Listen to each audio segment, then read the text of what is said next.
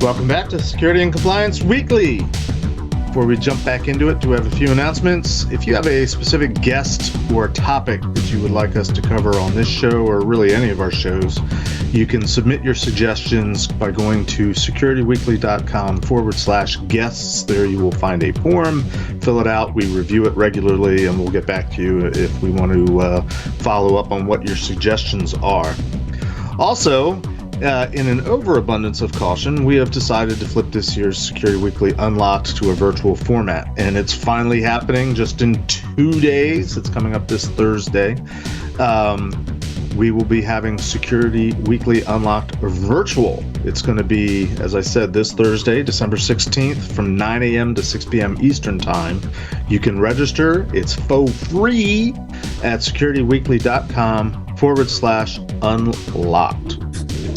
All right, jumping back into the discussion, Joe had a statement and I cut Ben off from responding. So Ben, I will defer to you if you still remember what you wanted to say. And so I think the question earlier was like, do corporations, even if they recognize that this is a top level risk, do they know how to fix it? Do they know who to go to? They know they need to hire a CISO. And like in a way, I feel like the response is like, have you been living under a rock? It's not as if this is 95 and we're just trying to figure this out for the first time. But at the same time, I can see where the problem is we don't have expertise in these areas, right? So I think if another C-level exec, comes from an organization that had a CISO and they were doing a good job, then I think that they may recognize that, hey, this is an area we need to hire in. I think at the board level, the problem really is boards need to start bringing on security leaders as part of the membership of the board. There's a lot of challenges around that, right? I mean, the people who are on boards right now want to maintain those seats. There's other needs for other diversity issues to try to bring people onto boards right now, as well as the fact that I think it's kind of it's not as if those positions are posted and they're necessarily looking for security people to be in the room, but I think they need to be. They need to start figuring out how to expand that, because it's a blind spot that they have. And so I've been trying to get out that word. I know that there's a lot of my colleagues that have been trying to do the same thing. There's some organizations. There's specifically one around security professionals trying to get board participation. So I just think the momentum is definitely building in that area, and it's something we need to figure out pretty quickly because there's a lot of potential risk and it needs to be addressed. I think the other side of it is and it speaks to this question you brought, Joe. I've worked for organizations where, let's say we were doing business with Canada and then we wanted to participate in government contracts, and the government of Canada said, well, you need somebody who's in Canada to have that CISO level responsibility for Canadian operations. But the problem is we don't even have any technical staff in Canada. It's just sales guys. So they need to be a Canadian citizen. I'm not going to hire somebody in Canada as a deputy CISO, not doing anything else, as a smaller company. I mean, it definitely speaks to the size of the company, the maturity, all that. But you can't have 16 different CISOs around the world that are actually acting as CISOs. It's going to be in title only.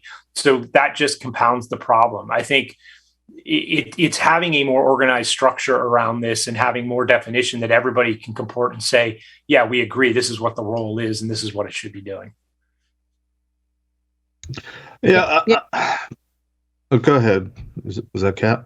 Yeah, totally. Yeah, I've kind of my opinion on the whole, what should that CISO role look like? I think it's got to be a hybrid. For what I'm grokking here, I never knew that the first CISO was from 1995, and that it was relatively, if you think about C-level roles in general, that is a little young, right? But then thinking about the folks that are always a CISO needs to be this, or I guess talking down on the more businessy CISOs. I always kind of looked at folks like that and been well, what do you expect that role to be? If I'm working for a CISO, I care about, I care that CISO is reasonable to work with if I'm working under him or reporting to him or something like this. And I expect them to do more businessy functions as an employee of a CISO, right? It's no longer a technical role. Right. Get the money for the department and hire actual technical people under you, but be technical enough to understand what the heck is going on when we're bringing stuff to your attention, right? Yeah, it's a little bit of hybrid. You have to have the understanding to understand, as like you said, if somebody brings you a risk, you have to understand and be able to unpack the risk and say, okay, in relation to the business, here's how we're going to handle that. Because typically, and I think why CISOs get marginalized a lot from the business side is they're always the guy who says no, right? And we can't be the people that always say no. We have to figure out how to say yes with controls and caveats, right? And that's why I think it's a more business level role. But to your point, the technical people want somebody who can relate and understand the technical problems and aren't downplaying the actual risks when they're brought forward. So it's really filling that hybrid seat.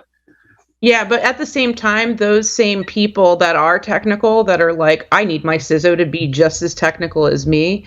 I'm always kind of like, what do you mean? Like, you know, that's it's supposed to be a bigger picture role where they have kind of like the business priorities from like the other C folk, you know what I mean, in mind.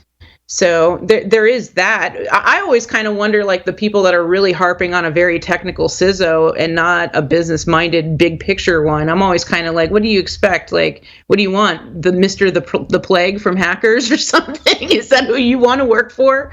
Or do you want to work for somebody that's getting you budget and is like, yeah, you are maybe an IC or something like this, but you are the expert at that, and I'm depending on you to fill me in because I'm technical enough, right? On the detailed stuff. That's what I expect. Need my leaders. Yeah, I actually, and that's, I think, the whole role of any C-level exec, right, is really to trust your people and hire the right people that they can actually do the job. And your role is, like you said, it's to run strategy, it's to get budget, manage headcount, make sure that, you know, things are being done in the appropriate prioritization.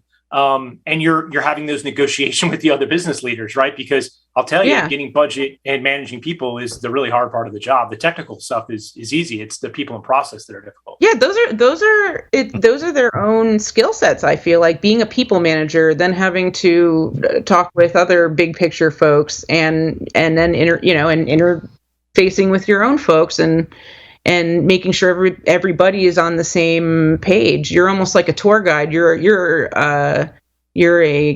a translator at that point. No, I mean, so I just don't.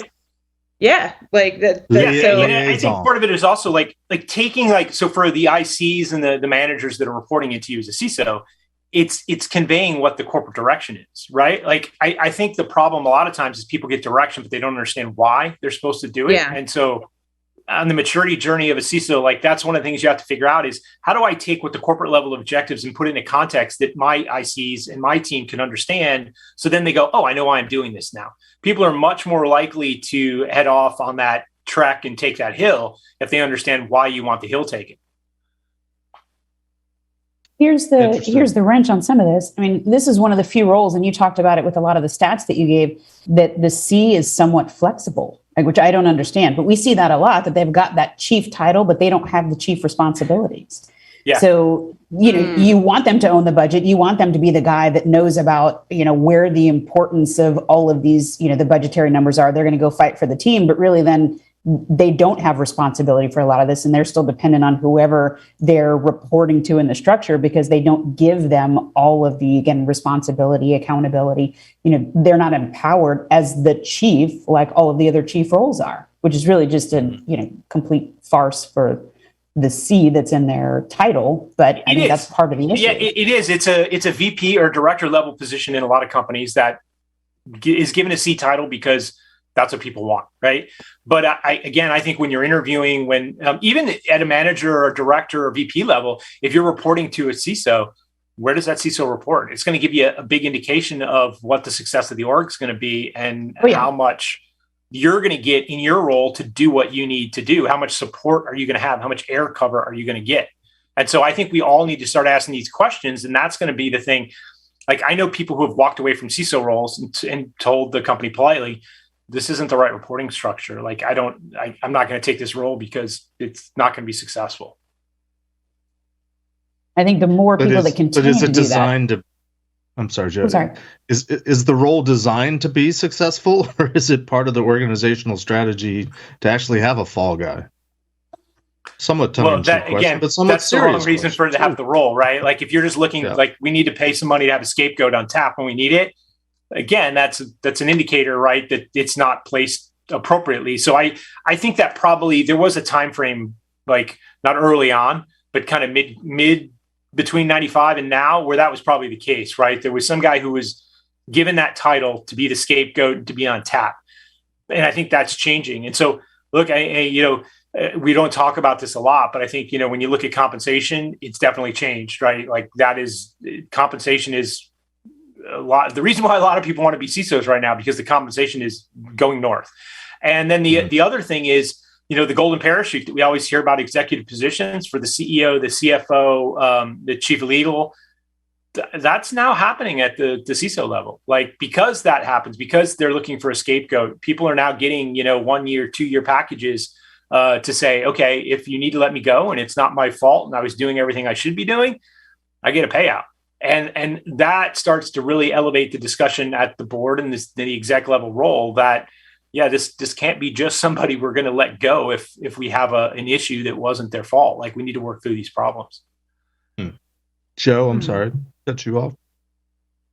Nope, you're good. Well, did you have something to add?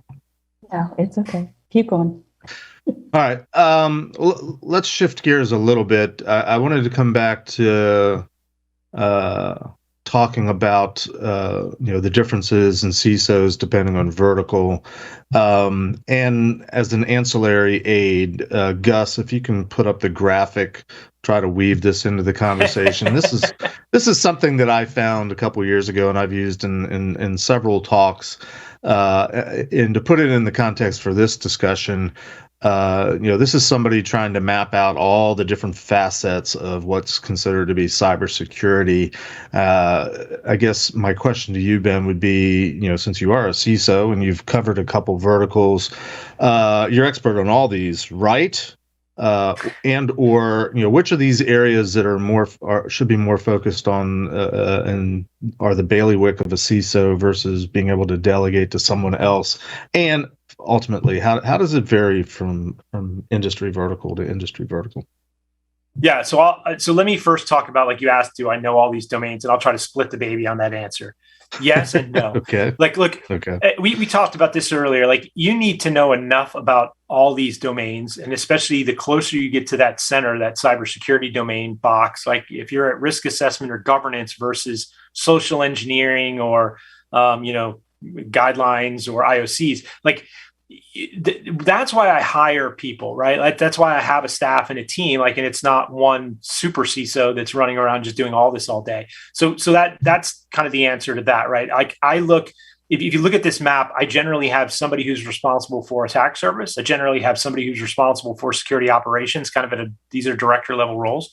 I have somebody for GRC. I have somebody for engineering and architecture, right? And then I have somebody, which I'm not sure if I'm seeing on here maybe directly, but I have somebody called a BISO, right? A business information security officer, who's responsible for that relationship back and forth to the business for both outbound, giving security updates out to the business so they can make sure they're thinking about these things when they're developing new product solutions, entering new markets.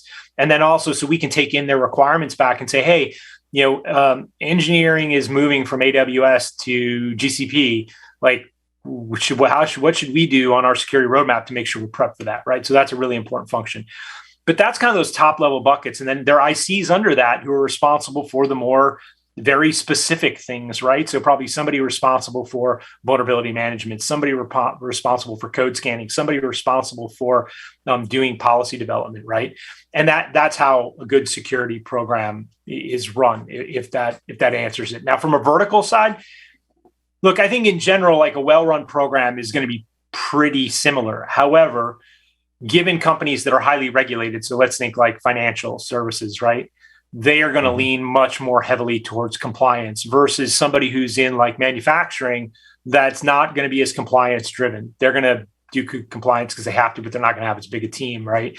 That's really, I think, from a vertical side dependent. If you're dealing with a company that's outside the US and doesn't have to worry about SOC, it's it's probably not something they're going to worry about, right? But they're going to try to figure out how do they handle maybe privacy regulations because they're based in Europe with a more serious bent than somebody who's just US. So I think that's where the vertical or locationally specific related to the company you're working for are going to matter.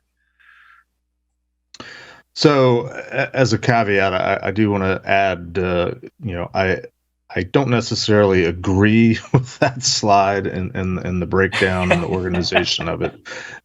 There's another one out there too. I'll pick for a future episode that is probably twice as many subdomains and topics listed as this. This was this one's that I did share was sort of a little bit of an abbreviated version.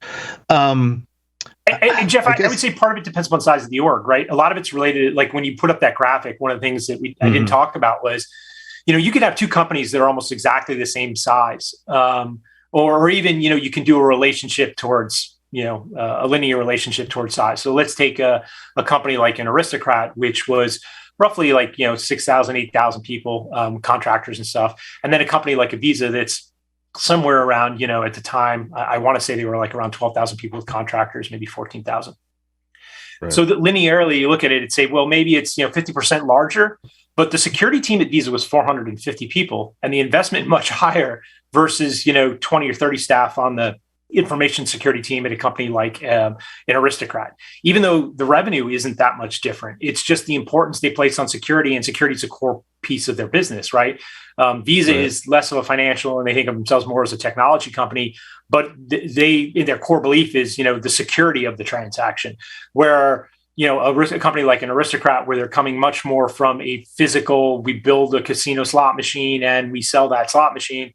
Their importance or their belief on information security, 2, 3, 4 years ago was much different than it is now. But still, they're not going to have the investment in the team. So I think, as you look at 450 people, you can peanut butter them around on that graphic a lot more than you can with 20 people, right?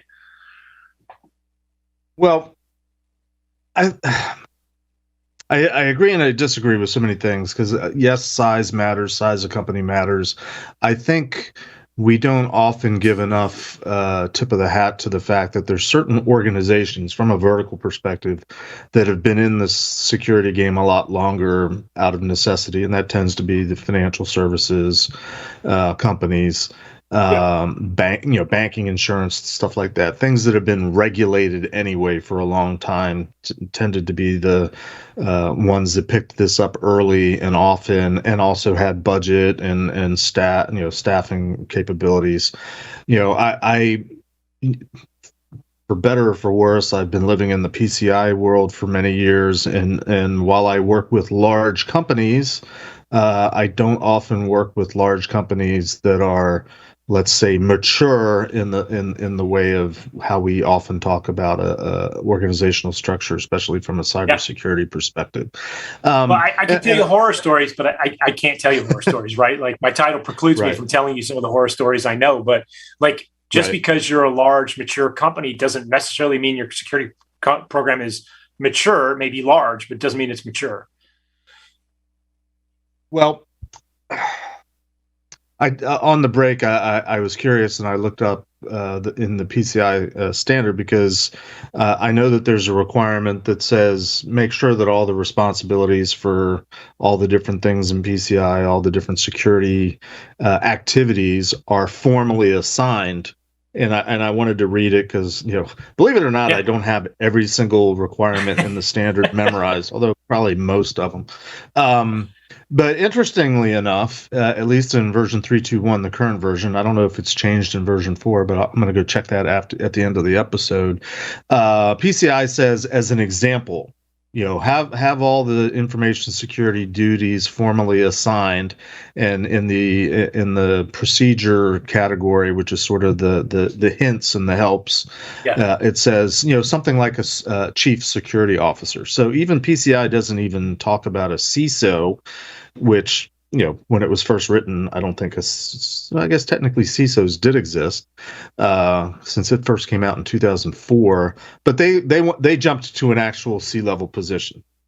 So, for what it's worth, I think what I'd like to get to in terms of our discussion is trying to get past, if you think it's appropriate, I think it's appropriate, not so much get hung up on the title, but focus more on the roles and the responsibilities, and what should this person that has some title, we've talked a lot about where they should be placed in terms of reporting structure.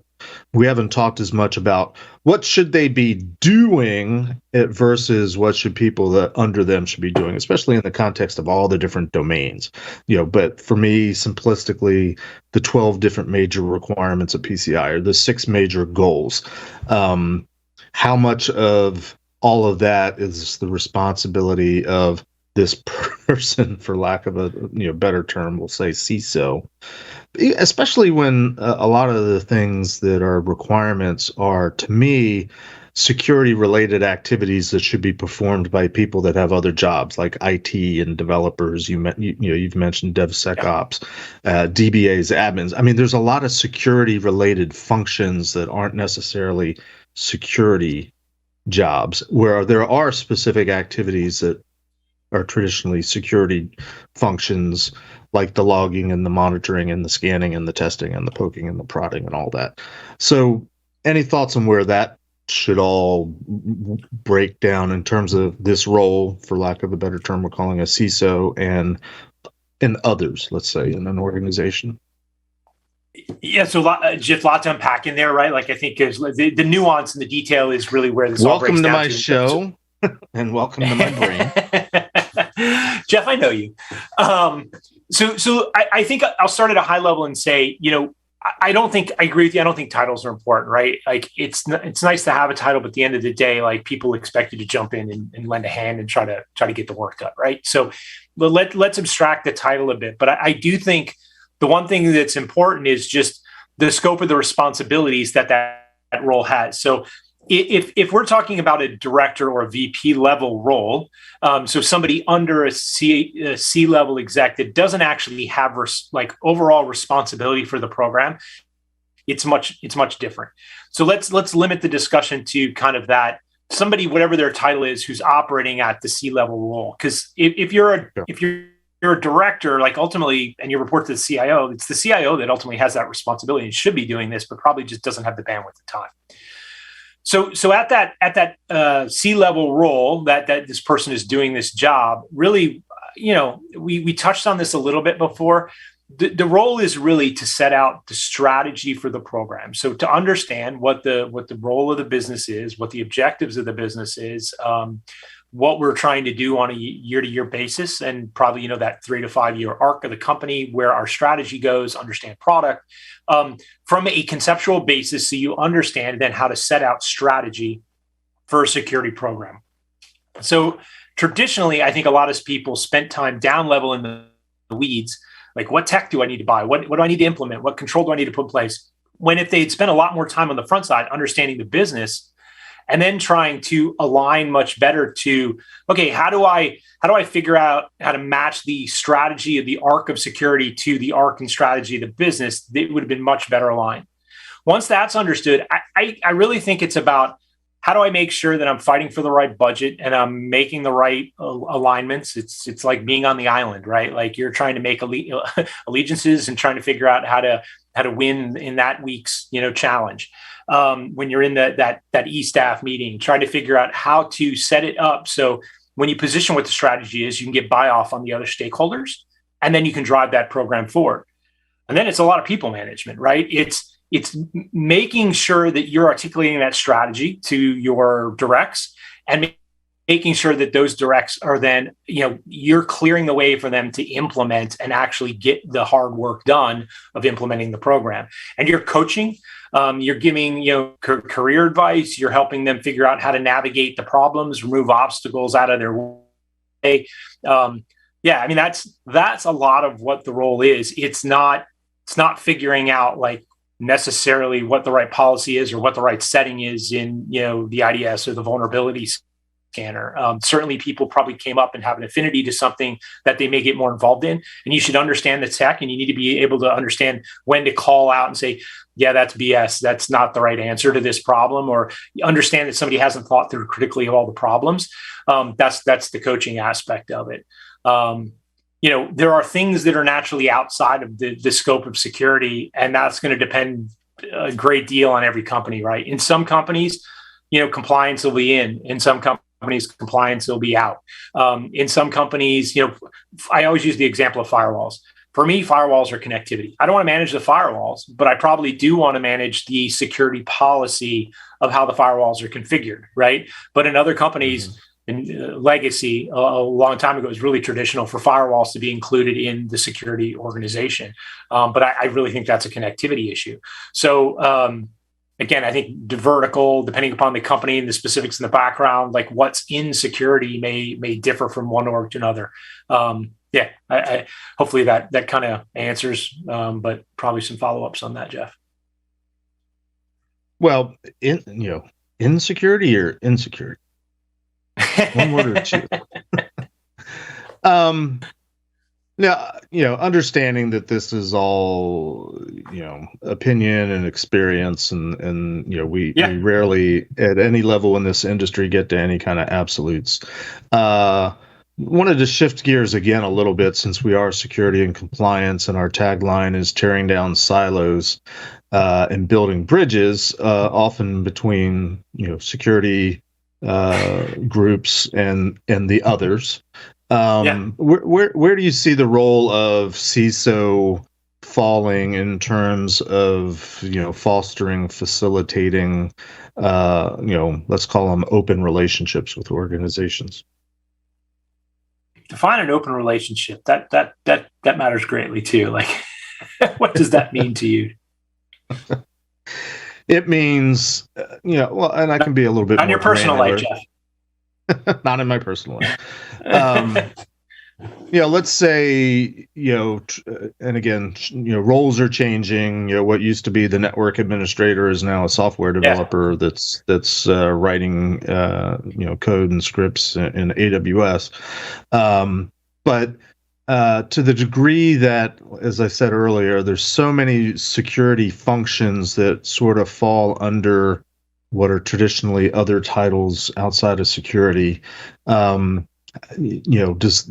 Is the CISO responsible for making sure that all those people that have those security related functions have the proper guidance to follow, whether it's a standard or just a script, knowledge, training, promoting an enlightened view of security? Even like I hear all these buzzwords, and forgive me, I'm an old man, but like shift left. I finally had to look up what the hell does shift left mean when all these people are talking about it. And if I got the right definition, they're talking about how security is moving earlier in the software development or product development lifecycle. And I'm like, WTF? I mean, we've been saying for 25, 30 years that security should be in every phase of a development program. Where did that get lost, or where did that never take traction? How would a CISO promote the idea of shifting left, which is where it should have been in the first place? There's a long-winded example. No, great question, Jeff. So now I get where you're going with that. So I do believe that, if you had asked me 10 years ago, I probably would have had a more isolated view of this, right? But again, everyone, not only companies need to mature, people need to mature too. And so as I've gone on my journey, I've definitely looked at it as you can't be successful as a CISO or any C-level executive if you're not building relationships and creating foundational trust with people in the org, right? So you have to realize that almost everyone in the org at some level is a stakeholder. One of the hardest things, if you look at that triad of, people, process, technology, like a lot of people gravitate toward technology. And I think really because it's easier. It's super easy to implement technology at its core. It's harder to do process. It's much harder to change people and mindsets, right? And so when I've started with organizations, foundationally, one of the things that's hardest to do is move culture.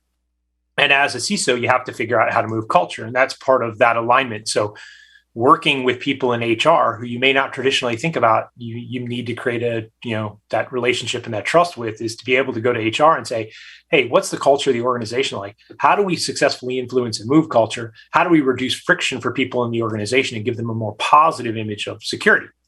And so when I think about, your example of, you Dev there, and how you shift left, it is really important. And I think we never really did that, right? And that's a foundationally an organizational, just the way that they operate, a culture issue that we have to figure out how to imbue trust in them, that we're not going to slow them down or make it more difficult. We may at times has an impediment, but it's like quality, right? If you don't have good quality, we need to slow it down and figure out how to fix it before we move forward.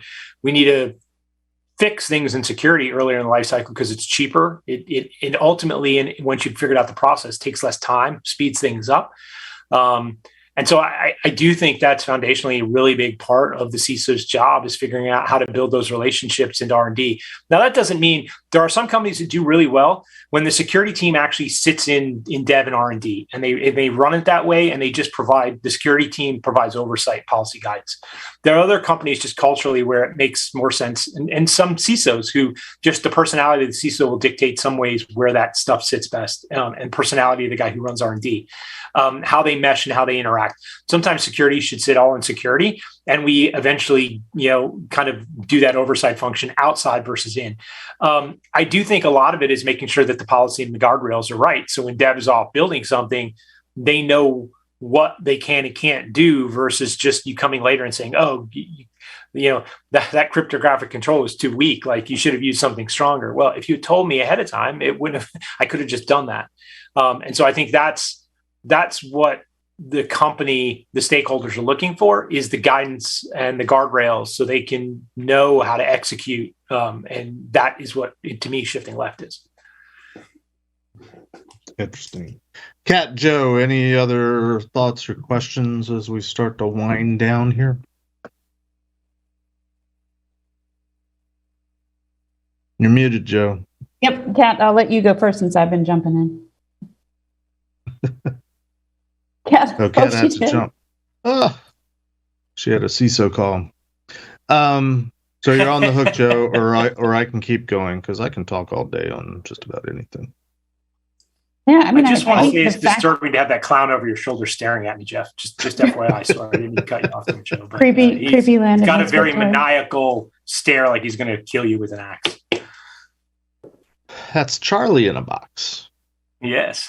I was just going to say the variety of topics that we've kind of covered, from PCI to just the definition of a CISO, where the role should sit, how it should coordinate with the business, the level of technical versus functional or just general business acumen that role should have. I mean, I think that's why this is so difficult and such an extended conversation, because there's so many things to hit on and so much variability across organizations. I mean, we could talk about this all day, and that's why we should continue to talk about it. Right. And we all know what opinions are like, but this is just, it's all built on context and the experience you've had. So somebody else might have different experiences, but I do know that, talking to a lot of colleagues, like, this is a big issue. A lot of people that I know have similar thoughts. It's something we do need to wrestle with as an industry. So I do agree it's such a broad topic, but education, right? Like, how do we get boards and companies up to speed on what the right way forward is in a general, 80 percentile kind of program, and how do we get this positive change into the industry is really important to me. Yeah, I mean, and it's the basis of education. So we talk about how do we get even just entry level folks educated so that this is a career path they know, is a possibility. What do they need to have as a foundation to get there? Because I think there's a lot of confusion about, what skills would you need to have this runway to this type of career.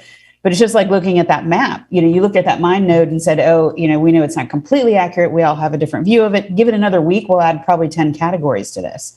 I mean, it's one of the few roles that I think, in that executive suite or that C-level or director, whatever you want to name it this week. I mean, this role continues to evolve because the nature of our industry moves so quickly that we have to keep talking about it and get more, not just foundational education, but just more experience on all of the things that we're responsible for. Totally agree. Yeah, I think, reflecting upon, at least my 25 years in the private sector, and especially since I was looking at an old slide deck that I think was from like 97 or maybe 98, where back in those days we were pitching to companies, this is why you need to have a security program. And a lot of our conversation in the slide deck was, again, not focused on roles and titles, but the elements of what you should be doing in terms of a security program. And it's funny to me, at least. I've seen the slides, but one of the slides is sort of the standard PowerPoint cycle, 5-node cycle type of thing, where we've all seen the various permutations of it over the years.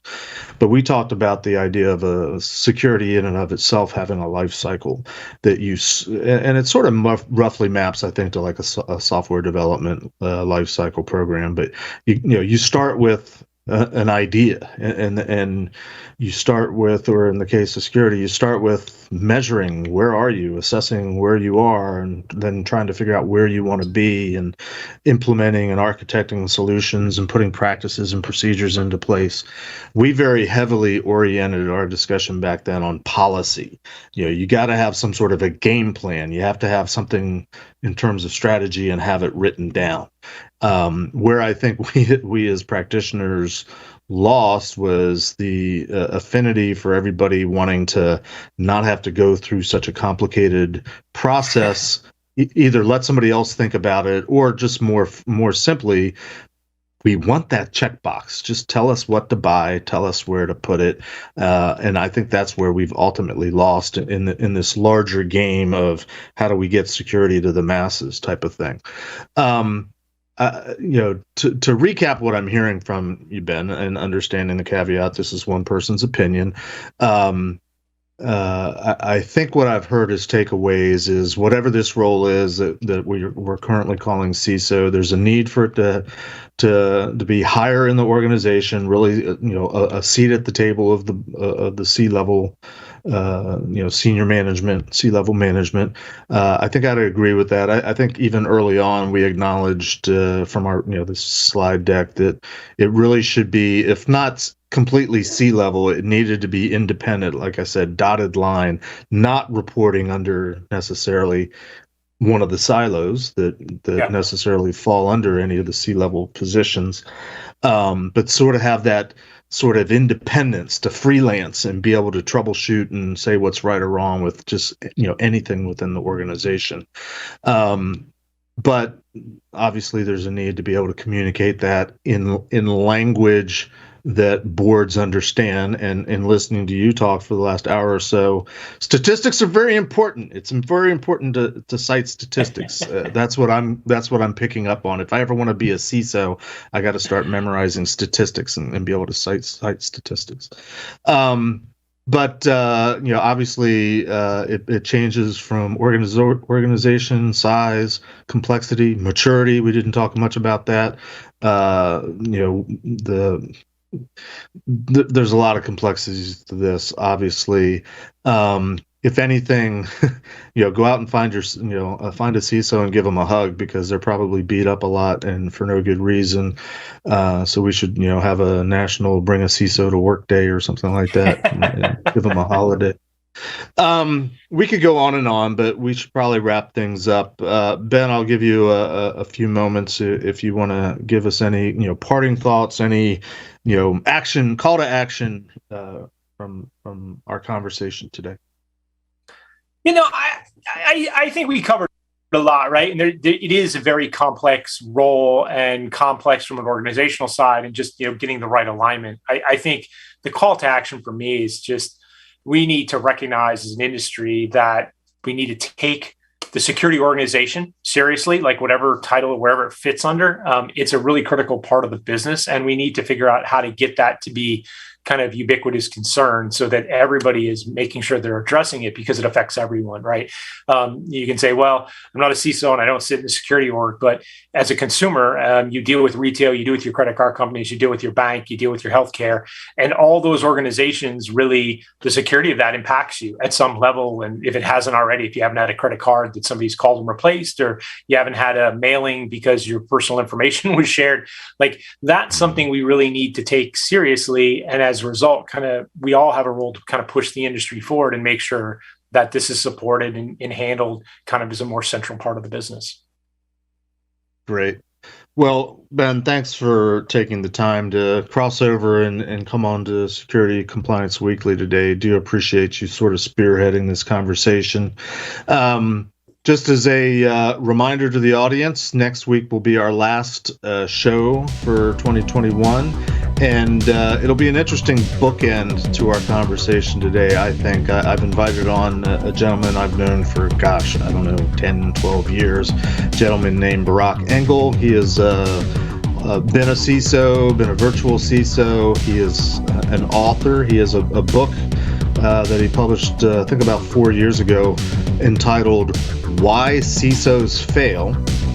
And he's coming on next week. We'll probably pick up on that a little bit, but he's getting ready to publish his second book, which is simply called The Security Hippie.